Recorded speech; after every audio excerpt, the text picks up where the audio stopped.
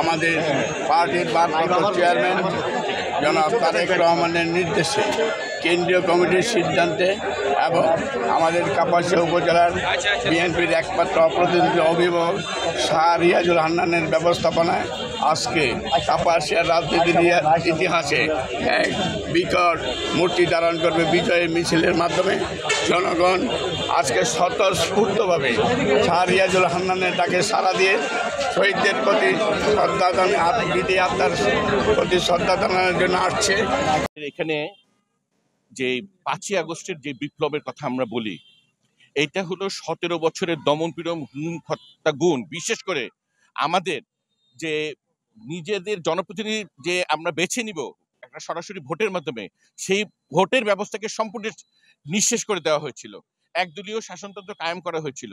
সেখান থেকে মুক্তি পেয়ে মানুষ এখন মুখ খুলে কথা বলতে পারছে। এটা হলো প্রাথমিক বিজয়।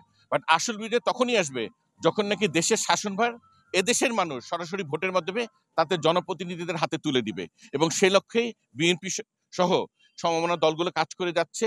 ইনশাল্লাহ আমরা আশা করছি অতি শীঘ্র সাধারণ সংসদ নির্বাচনের ঘোষণা হবে, এবং সেই মাধ্যমে এদেশের মানুষ জাতীয়তাবাদী শক্তিকে আপনার সমর্থন দিয়ে, ভোট দিয়ে, আমাদেরকে রাষ্ট্র পরিচালনার সুযোগ দিয়ে এই দেশে যে 17 বছরের যে জগদ্দল পাথর স্বৈর শাসনের চেপে বসে